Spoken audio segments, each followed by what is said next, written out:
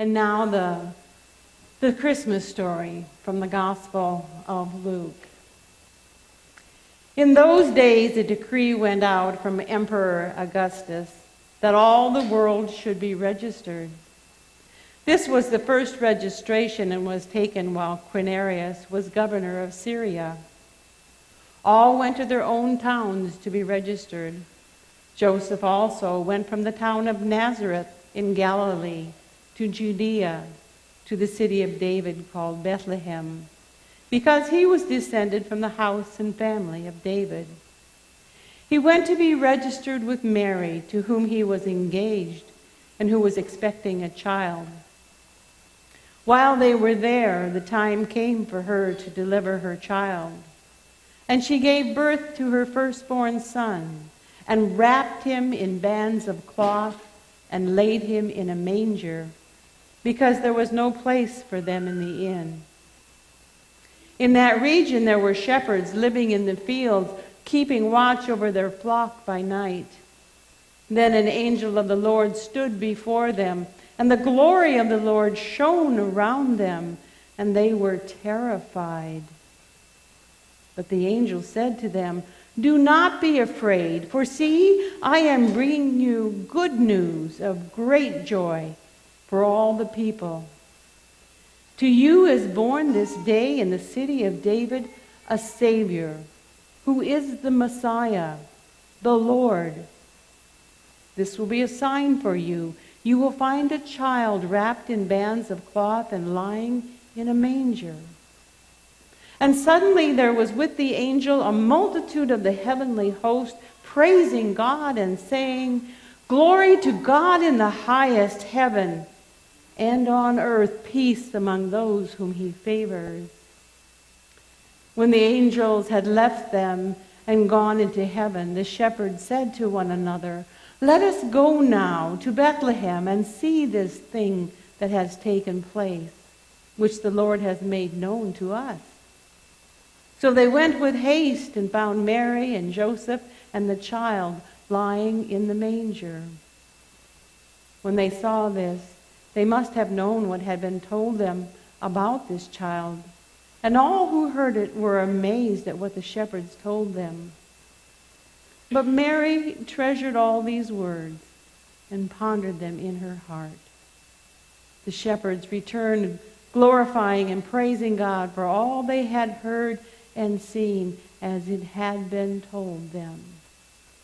This is the gospel of the Lord. Praise to you, O Christ. I had a revelation the other day. Pastor Pam was reading the gospel story out of Matthew, not Luke, like she did just a few moments ago. And although she mentioned it recently, you may have skipped by it because Luke doesn't make too big of a deal about it. He said that Joseph and Mary were to be engaged, which, engagements are come and go. But he also said that Mary was with child. And those of you who know a little bit about those kinds of things can see that Luke is hinting at something. Matthew, on the other hand, goes full bore. He wants to make sure that we all know that Mary and Joseph aren't married, but that Mary does have a child. He goes on for like 3 sentences, just to make sure that you didn't miss that point. And as I was listening to Pastor Pam read that, it occurred to me, who shares that kind of information? Now, for example, because of some unique situations in my life, the last time I counted, I had done over 300 weddings, and that was almost 10 years ago. So I'm up in the 350 range, probably. Now, most of that is because in 2003 and 2004, I served just a few miles south of an Air Force base when we started the Second Gulf War. And nothing speeds up an engagement like deployment. And so I did a whole bunch of weddings. I did 110 weddings once in 6 weeks. Now, in that particular time, just so you know, some of the women were pregnant, visibly pregnant. Some of the women were pregnant, but not visibly pregnant. Some of the women may have been pregnant and not even known it. But none of them ever came to me and said to me, "Yes, I'm pregnant, but the guy I'm marrying's not the dad." I mean, it just occurs to me that we tend not to share that kind of information.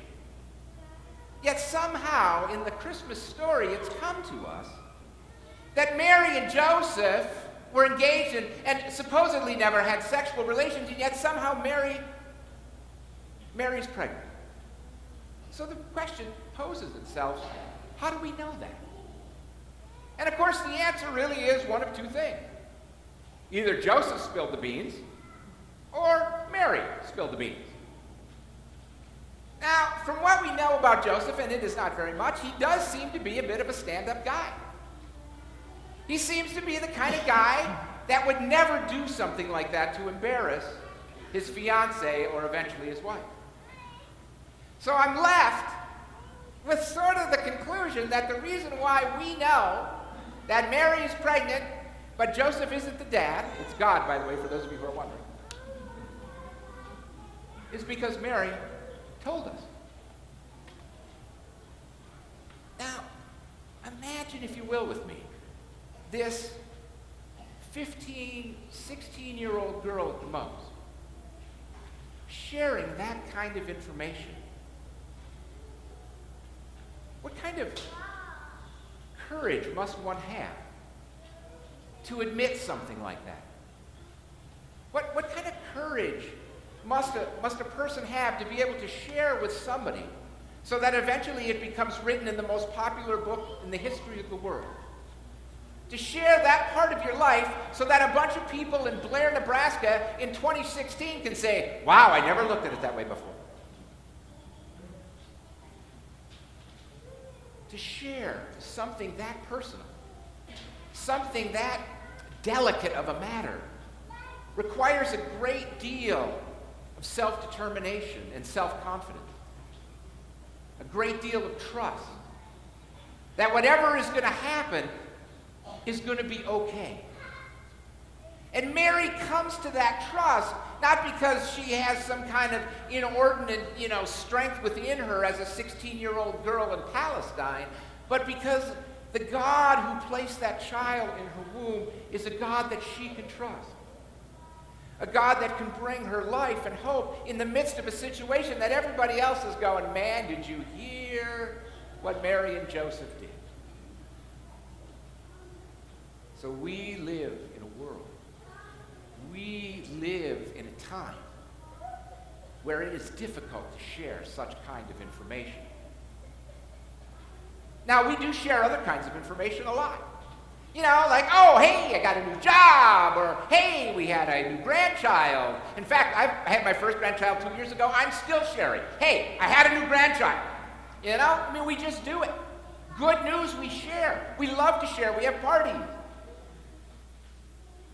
But the tougher news in our lives, sometimes that causes us to close in, causes us to sort of put up the wagons and batten down the hatches and sort of try to deal with it ourselves.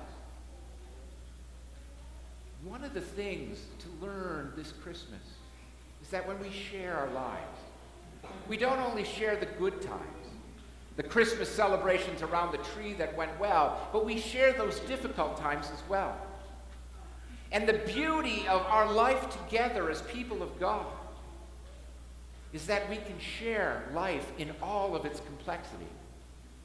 That because the love we have of God that comes in this baby Jesus that we celebrate, we can share life as it has come to us. The good, the bad, the difficult, the easy. In our tradition as Christians, one of the most important things we do is gather together for funerals. And as much as we want to celebrate the life of the person, as much as we want to be able to, keep the positive memories and still move on in our lives, we're there because somebody has died. And we don't hold that in.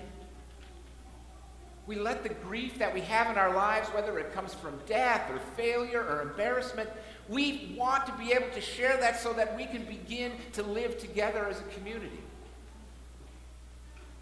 Now, some of you may have been coming here over the last few years, and you may have said to yourself, I thought that guy was only temporary.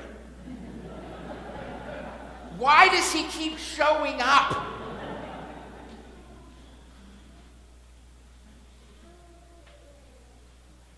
God, who knew? But while I was temporary, I used to tell the folks here at First Lutheran that it is more fun when we do it all together. It is more fun when we do it all together. Whether we worship all together here in the Life Center and in the sanctuary, all together it's more fun. Whether we do ministry together like our Life Night or confirmation or anything that we do, it's more fun when we do it all together. And we've tried to live into that mantra. But the other side of that coin is that if it's more fun when we do it all together, the other side of the coin is it's more bearable when we do it all together. When we are able to share the negative parts of our lives, the parts that embarrass us, the parts that depress us, the parts that get us down, it becomes more bearable. And we exist as a people together, not only to celebrate with our friends, but to carry those frustrations in life with our friends. To be there as the people of God, not only when times are at their best, but also when at their worst. This is what it means to have Christ in our lives. To have the light of Christ shining in us is that we begin to share that light not only when we are happy and celebrating, but also when we are afraid and want to run away. In a few moments at the end of this service, we're going to sing Silent Night. And you're going to have a candle, and we're going to light the candle. One of the most important things to know, though, is how to do that. Now, when you light a candle, what you do is this. To share the light of a candle, you hold it like this. I'm going to do it again for the people in the sanctuary in case they missed it. To share the light of the candle, you hold it like this. Or like this. You don't have to do anything to share the light. You just hold it. The person who receives it, they tilt their candle in to receive the light. To share the light is the easiest thing you're going to do.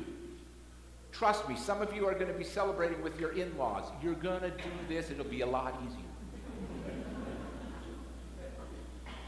Just stand here and let the other person receive the light. Sharing is not difficult. Sharing is just being able to stand here and accept the reality that it has struck you, whether it's good or it's bad, and letting the rest of us carry you through, whether we are celebrating or whether we are crying in despair. To share the light of Christ is to just hold it out and let someone light their candle off of yours. And for those of you who want to put another special touch on this, who want to put some action into your sharing, I have an invitation for you. Here in the Life Center, there are poinsettias. There are poinsettias all across this church. If you want to share something right now and make a difference in the lives, you're going to find as you go out into our entryway out here, which for the sanctuary is the people right behind you, and on the doors of our maintenance closet are a whole bunch of Christmas cards with people's names and addresses. And every single one of those people on those cards are people who cannot be here anymore. Their bodies don't allow them to come to this kind of a worship service. Their minds don't work as well as they used to for them to be able to be here. And we connect up with them by giving them one of these poinsettias. If you want to be able to continue to share your light, I encourage you as you walk away to take one of those cards and to grab a poinsettia. Take a poinsettia anywhere. Anywhere you find a poinsettia. Take 10 minutes out of your time on your way back home and deliver that poinsettia to that person. Wish them a Merry Christmas. That's what we are about as people of God. Simple acts of charity and kindness that not only make this season more fun, but they make it more bearable in those times when this season isn't fun. When we're alone and separated. When we're afraid. To be able to bring the light of Christ is the gift that God has given us in the birth of a man, in the birth of Jesus. So as we go about this particular year, looking to how we can begin to live our lives filled with hope and faith, remember the candle that you're going to share in a few moments. Doesn't take a lot.